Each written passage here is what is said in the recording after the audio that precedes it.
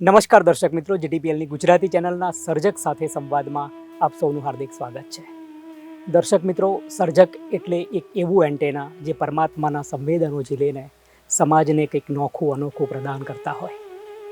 દર્શક મિત્રો, સર્જક સાથે સંવાદમાં આપ અનેક સર્જકો સાથે રૂબરૂ થયા છો. અનેક શિલ્પકારો, અનેક લેખકો, કવિઓ, જૂની રંગભૂમિના કર્મીઓ, મ્યુઝિક કમ્પોઝરો, એમ સર્જક આપણે એક બહોળા અર્થમાં એનો અર્થ વિસ્તૃત કર્યો છે. આજે એક એવા જ મુઠ્ઠી ઉચેરા માનવીનો આપણી સમક્ષ આપણી સાથે રૂબરૂ કરાવવાનો એક ક્રમ છે. દર્શક મિત્રો, આદરણીય શ્રી નીતિન પારેખ સાહેબ, જીટીપીએલ પરિવાર વતીને આપ સૌ દર્શક મિત્રો વતી સ્ટુડિયોમાં એમનું સ્વાગત કરવું છે. નમસ્કાર સાહેબ. નમસ્કાર. નીતિન સર, સ્ટુડિયોમાં સ્વાગત છે. પ્રથમ પ્રશ્ન આપને એ થાય સર, આપનો જન્મ જામનગરમાં, આપના બાળપણથી લઈને પ્રાથમિક શિક્ષણ, માધ્યમિક શિક્ષણ, એક ઉચ્ચ કંપનીમાં CFO તરીકે આપ કાર્યરત છો, ચીફ ફાઇનાન્સ ઓફિસર. સર, આ બધી જ કારકિર્દી આપના શબ્દોમાં દર્શક મિત્રો સુધી મારે લઈ જવી છે ટૂંકાણમાં. મારો જન્મ 1961માં જામનગરમાં થયો. 3 ધોરણ સુધીનું મારું ભણતર બધું જામનગરમાં થયું. પછી પપ્પાને ટ્રાન્સફર થવાથી અમદાવાદ આવ્યા. બાકીનો બધો અભ્યાસ મારો અમદાવાદમાં થયો.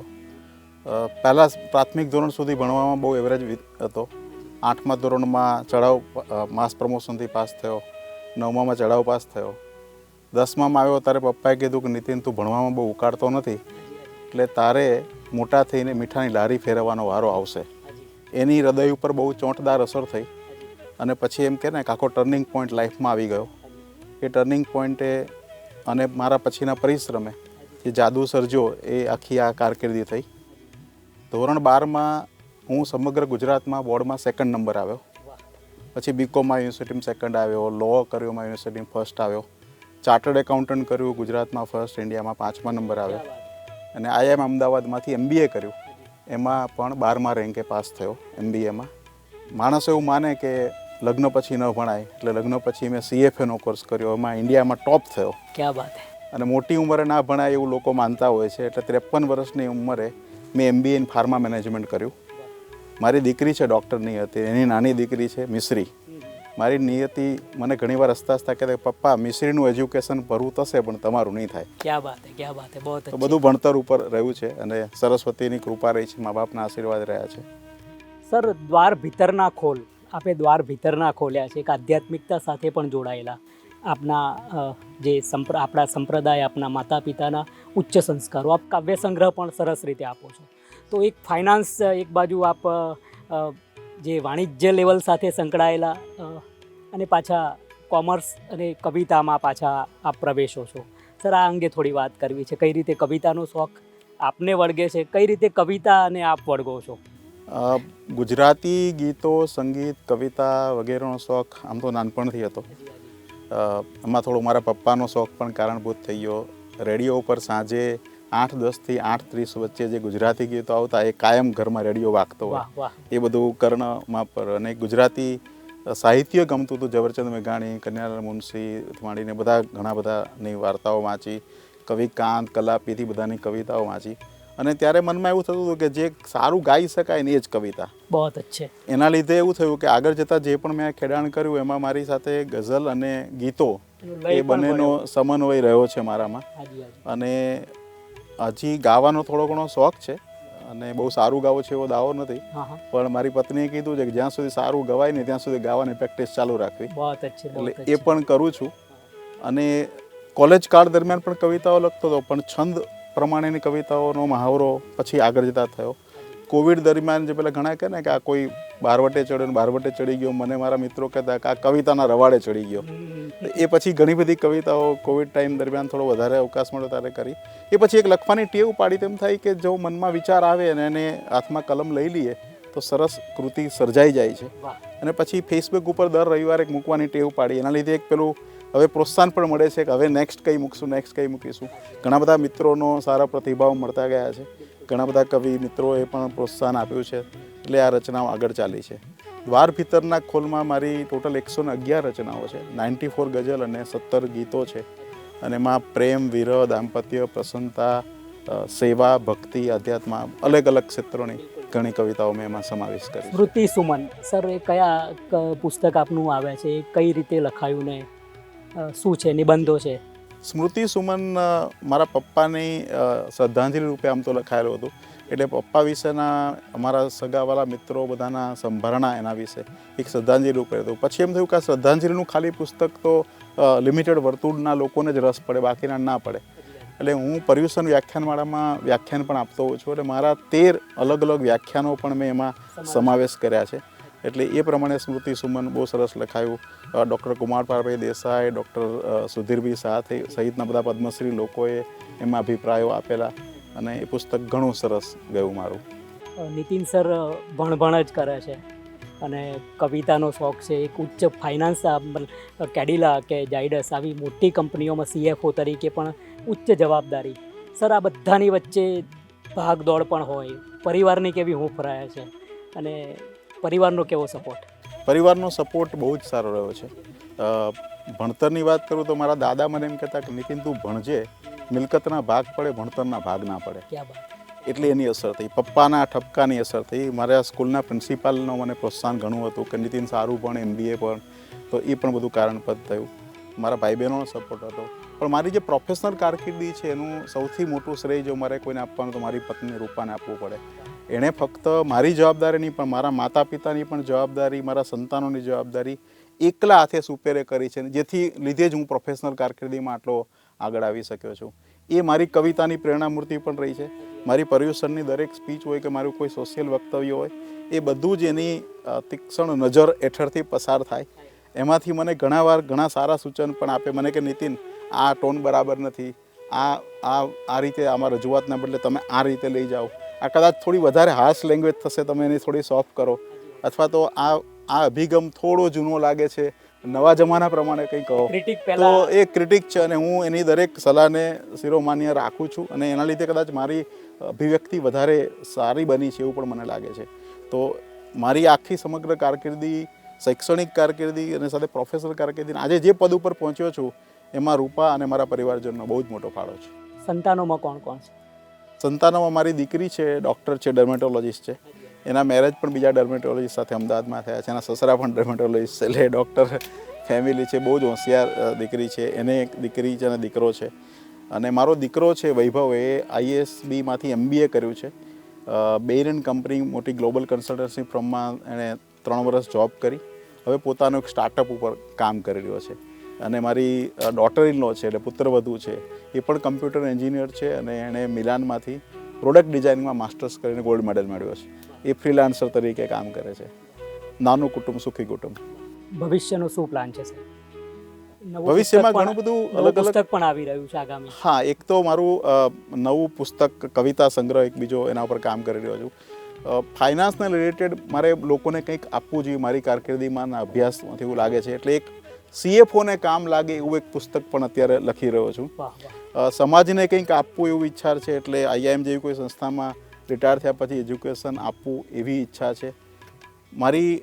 એક ગઝલની પંક્તિ છે કે એકઠું જે કર્યું તે અંધારું, વેચીએ તે પ્રકાશ લાગે છે. એટલે એ પંક્તિ પ્રમાણે મેં ગ્રેટ વેવ્સ ટ્રસ્ટ નામના એક ટ્રસ્ટની રચના કરી છે, જેનું આર્થિક યોગદાન મેં આપેલું છે. એ ટ્રસ્ટ દ્વારા હું ઘણી બધી અલગ અલગ પ્રવૃત્તિઓ કરી રહ્યો છું. એક બીજી પંક્તિ એવી જ છે કે ચાલ જઈને હાથ કોઈના હાથમાં દઈ આવીએ, આંસુઓમાં ભાગ કોઈ રંકના લઈ આવીએ. એ પંક્તિ પ્રમાણે સમાજ માટે કંઈક કરવું છે. અને છેલ્લે એવું છે કે જતા રહીએ ને ત્યારે 2-4 જણા સાચા આંસુ પાડીને કે સારો માણસ હતો ને જતો રહ્યો, એવું જીવન જીવવાની ઈચ્છા છે. મનહર ઉદાસ સાહેબે પણ આપનું આલ્બમ બનાવ્યું છે, ગઝલો ગાઈ છે, તો એ અંગે થોડી વાત. મનહરભાઈએ જ્યારે પહેલી વાર મને વાત કરી કે નીતિનભાઈ તમારી ગઝલ મારે ગાવી છે, ત્યારે હું આનંદના 7મા આસમાને હતો. કારણ કે આટલા ઘણી બધી હિન્દી ફિલ્મો, ગુજરાતી ફિલ્મોના ગીતો ગાનાર અને પાર્શ્વ ગાયક પ્લસ ગુજરાતી ગઝલને તો લોકભોગ્ય બનાવવામાં એનો બહુ મોટો ફાળો છે. એટલે મંદરભાઈ કહે કે તમારી ગઝલ મેં વાંચી છે ને મને એમાંથી આલ્બમ બનાવવાની ઈચ્છા છે. એ જ્યારે વાત થાય ત્યારે સાન ફ્રાન્સિસ્કો હતા. પછી એમણે 6 મહિનાની મહેનત કરીને મારી અલગ અલગ ગઝલોમાંથી એણે 11 ગઝલ સિલેક્ટ કરી, એનું કમ્પોઝિશન એમણે કર્યું અને ગાઈ, જે આલ્બમ રૂપે બહાર પડી છે. એનું નામ આસમાન છે. સેમેરુ કંપનીએ એને લોન્ચ કરી છે. બધા જ ઓનલાઈન મ્યુઝિક પ્લેટફોર્મ પર અવેલેબલ છે. એ 11 ગઝલોમાં એક રચના છે, એનું નામ છે ચાલી દીકરી. એટલે મનહરભાઈએ એવું કીધેલું કે કન્યા વિદાયને કે દીકરી વિદાયને લગતા ગીતો ઘણા છે, પણ ગઝલ લખવાનો કદાચ આ પહેલો પ્રયાસ મારી નજરમાં પણ છે. એટલે તમારી જો આ હોય તો હું એ ગઝલની થોડી વાત કરું. એ દિવ્ય ચાલી દીકરી. ઘરનો આજે ઉંબર લઈને ચાલી દીકરી, ક્યા બાત હે. આંગણથી એક અવસર લઈને बहुत ચાલી अच्छे, बहुत દીકરી. अच्छे. એક જ પળમાં પાછી કાને અળગા મૂકી, પીઠીને પાનેતર લઈને ચાલી દીકરી. કંકુ પગલાની છોડીને છાપ અનેરી, મહેંદીથી રંગ્યા કર લઈને ચાલી દીકરી. बहुत अच्छे. દીકરી જાય ત્યારે શું છોડી જાય છે, हाँ, શું बिल्कुल, લઈ જાય છે हाजी, हाजी. કે છોડી માનો પાલવ, हम्म, છોડી બાપનો ખોડો, क्या बात. મનના ખૂણે મૈયર લઈને ચાલી દીકરી. કંઈક નવા અરમાન અને આશાઓ સાથે આંસુ ભીનું અંતર લઈને ચાલી દીકરી. મનગમતા પ્રિય કવિ ગુજરાતી સાહિત્યના કોણ? મનગમતા પ્રિય કવિ મારા રહ્યા છે રમેશ પારેખ, બીજા? સુરેશ દલાલ, ક્યા બાત. ઘણા બધા કવિઓ છે. ગમતા લેખક બે? ગમતા લેખકમાં વાત કરું તો સૌથી પહેલા હરકિશન મહેતા અને કનૈયાલાલ મુનશી.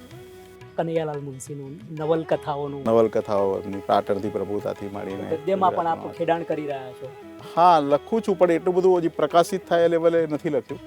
પણ એજ્યુકેશનલ, સોશિયલ, રિલિજિયસ ઘણી બધી જગ્યાએ વક્તવ્યો આપું છું. લખવાનું ગમે છે, બોલવાનું ગમે છે, એ બધું કરું છે. સર, CFOની કારકિર્દીની એક બાજુ સાહિત્ય, બંનેમાં ફાયદો કોનાથી કોને થયો છે એ જાણવું છે. આર્થિક રીતે ફાયદો થયો છે તો એ ભણતરથી થયો છે, અને માનસિક અને જીવનના વિકાસનો જે ફાયદો થયો સાહિત્યમાં થયો છે. એટલે હું ઘણીવાર કહું છું, હું આંકડાનો માણસ છું પણ હૃદયથી હું શબ્દોનો સ્વામી છું. એટલે એનાથી ફાઇનાન્સની કારકિર્દીને પણ આનો ફાયદો હશે કે તમારા જેવા લાગણીશીલ માણસ ત્યાં મળે છે કોર્પોરેટ ક્ષેત્રને. જી, એ શૈલેષભાઈ એબ્સોલ્યુટલી સાચી વાત તમે કરી. એટલા માટે કે લિસ્ટેડ કંપનીમાં અમારી કંપનીનું લગભગ અત્યારે સમજો ને 65-70 હજાર કરોડનું માર્કેટ કેપિટલાઇઝેશન, 17,000 કરોડનું ટર્નઓવર છે. હવે એ કંપનીનું ફાઇનાન્સ અને લીગલનો હું હેડ છું ગ્રુપ લેવલે. એ કંપનીના કેટલી બધી જવાબદારી ને કેટલા ટેન્શન હોય તમે સમજી શકો છો. ત્યારે આ સાહિત્ય પ્રત્યેનું મારું ખેડાણ એ કદાચ એ મારા માટે એક વેરી ગુડ ડાયવર્ઝન છે બેલેન્સ લાઈફ માટેનું. એટલે એ એક હેક્ટિક પ્રોફેશનલ લાઈફની સાથે આ સાહિત્યનું સર્જન એક આઈ થિંક મને જીવનને સંતુલિત કરવામાં મોટો ફાળો આપી રહ્યો છે. સર, આપની મનગમતી કવિતાઓમાંથી વાંચવાનું કહેવામાં આવે ગઝલ, જી, તો કઈ આપ પઠન કરો દ્વાર ભીતરના ખોલમાંથી? આપને જો કંઠસ્થ હોય તો આપ બોલી શકો, નહીં તો વાંચી શકો. ના, મેં એટલે પહેલી તો બોલી, પણ હું એક મારી બીજી ગઝલ છે એના બેક શેર હું ગાવાનું પસંદ કરીશ. બિલકુલ, તરન્નુમ, ઇરશાદ. આખી ગઝલ તરન્નુમ, વાંધો નહીં. હા, એક બે લીટી એને ગાઈ લઉં. ચલો પહેલા. વાત હૈયાની બને તો આજ હોઠે લાવીએ, વાત હૈયાની બને તો આજ હોઠે લાવીએ, ક્યાંક ભીતર સંઘરેલા સત્યને પ્રગટાવીએ, ક્યાંક ભીતર સંઘરેલા સત્યને પ્રગટાવીએ, વાત હૈયાની બને તો આજ હોઠે લાવીએ. અને એમાં ફાઇનાન્સના માણસ એટલે આખા દિવસ શું છે, અમારે નફા નુકસાન આ રહે, બહુ લેવા દેવા આવે. પણ ઘણી વાર થાય કે આખી જિંદગી આ નફા નુકસાનની વાત કર્યા પછી જીવનનું સરવૈયું શું નીકળે. એટલે ઇન્કમ એન્ડ એક્સપેન્ડિચર સ્ટેટમેન્ટમાંથી બેલેન્સ શીટ ઉપર આવવું જોઈએ, જીવનનું સરવૈયું કાઢવું જોઈએ. એ વાત આ મેં છેલ્લા અસરમાં રજૂ કરી છે. બસ નફા નુકસાન ગણવામાં જીવન વીતી ગયું, બસ નફા નુકસાન ગણવામાં જીવન વીતી ગયું, શું ગુમાવ્યું મેળવ્યું શું, શું ગુમાવ્યું મેળવ્યું શું, કઈ રીતે સરખાવીએ વાત હૈયાની બને તો આજ ઓઠે લાવીએ. સર આપે ટ્રસ્ટ બનાવ્યું છે એટલે ટ્રસ્ટ સાહિત્યની સેવા કરશે કે બીજા કોઈ ઉપક્રમો છે, આપનો શું પ્લાન છે એમાં? બધા જ પ્રકારની સમાજને ઉપયોગી એજ્યુકેશન રિલેટેડ, હેલ્થ રિલેટેડ, સાહિત્ય રિલેટેડ, સમાજને રિલેટેડ બધું જ કાર્ય કરવું છે. અને એમાં પણ મહેનત કરવી પડશે. અને મને લાગે છે કે તમારો જો ઈરાદો ને એક છે, ભગવાનના આશીર્વાદ છે, માતા પિતાના સંસ્કાર છે, તો એ સમાજને કંઈક પાછું આપવું જ છે એવી નેમ છે. સતીન દેસાઈ સાહેબનો મારા પર વારંવાર ફોન આવે છે કે નીતિન સર આવ્યા, પહોંચ્યા. મેં કહું હા સર હવે આવી જ જશે, હું એ રેકોર્ડિંગમાં હતો. મિત્ર વર્તુળ એકદમ મજબૂત છે નીતિનભાઈનું. બહુ સરસ. કેવું લાગે છે, કેવું ફીલ થાય છે? ઘણું સારું મિત્ર વર્તુળ છે.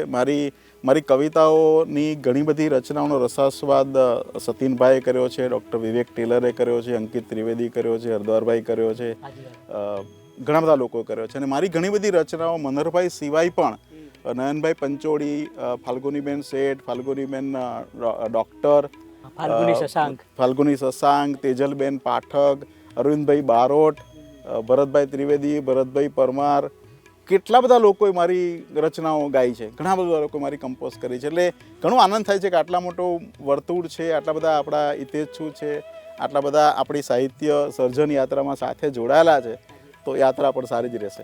આજના સાહિત્યને આપ કઈ રીતે મૂલવો છો? મોબાઈલમાં ત્વરિત આવે છે, ત્વરિત વંચાય છે, અભિપ્રાય ત્વરિત અપાય છે.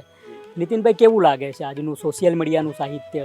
લખાઈને તરત જ પ્રગટ થાય છે, આપનો શું મત છે? સોશિયલ મીડિયાનો સારો ઉપયોગ કરીએ તો સોશિયલ મીડિયા સારું છે એ બાને, કારણ કે ઝડપથી લોકો સુધી પહોંચવાનો એક સરસ મજાનો આયામ છે. ઘણા બધા લોકો જે અધરવાઇઝ ભેગા ના થઈ શકતા એ સોશિયલ મીડિયાને લીધે ભેગા થઈ શકે છે. એટલે કોઈ પણ વસ્તુની સારી નરસી સાઈડ હોય છે, તમે સારી સાઈડ લેશો તો ઘણું બધું સારું એનાથી મળશે. હું ફેસબુક ઉપર મારી રચના એક મૂકું અને એક સાથે મારા 5000 મિત્રો એને વાંચી શકે, એનાથી વધારે સારું રૂડું શું હોઈ શકે? ઇન્સ્પિરેશન કોણ, ગઝલ લખતા કોની પ્રેરણાથી થયા? પ્રેરણા તો શરૂઆતમાં લખતો તો મારો બાળપણનો અને સાહિત્યનો શોખ હતો, પણ જે સારી કવિતા અને સારી ગઝલ લખવાની પ્રેરણા મૂર્તિ મારી પત્ની રૂપા જ છે. અમારી સગાઈ અને લગ્ન વચ્ચેનો 8 મહિનાનો ટાઈમ હતો, એમાં મેં 50 રચનાઓ મારી પત્ની રૂપા માટે લખેલી છે. ક્યાં બાત હે, ક્યાં બાત હે. અત્યારે પણ મારા રૂપાના જન્મદિન નિમિત્તે અને અમારી મેરેજ ડેટ નિમિત્તે આટલા મારા 35 વર્ષના લગ્ન જીવનમાં એકે વર્ષ એવું ખાલી નહીં હોય કે એના જન્મદિન નિમિત્તે લગ્ન નિમિત્તે મેં એક કવિતા લખીને આપી ના હોય. સર સોશિયલ મીડિયામાં એકદમ પ્રતિબિંબ આભા આપની જુદી પડે છે. જી. ફોટોગ્રાફથી લઈને એવરીથિંગ.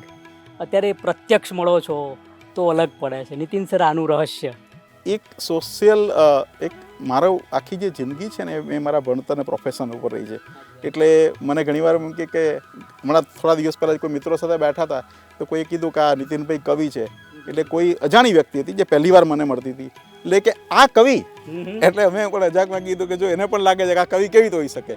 એટલે CFO તરીકે કદાચ જલ્દી મને એક્સેપ્ટ થાય છે, એટલો કદાચ કવિ તરીકે નહીં થાય, પણ તમારા જેવા મિત્રો આવી GTPL જેવી ચેનલ આ મને પણ બહાર બધા સામે રજૂ કરશે તો મને લાગે છે કવિ તરીકે પણ મને લોકો એક્સેપ્ટ કરતા થઈ જશે. વાહ વાહ વાહ. નીતિન સર આજના સાહિત્યકારોને આપનો સંદેશ, આપ શું વિચારો છો? કેવું લખાવવું જોઈએ આજના સાહિત્યકારો આપની દ્રષ્ટિએ? આપના મિત્રો છે, બાબુલાલ ચાવડા બી આપના મિત્ર છે. કેવું આજના સાહિત્યકારોને આપનો સંદેશ, આપે જે અનુભવ્યું હોય સાહિત્યમાં એ સંદેશ? ઘણું સારું અત્યારે લખાઈ રહ્યું છે અને લખાવાનું ચાલુ જ રહેશે.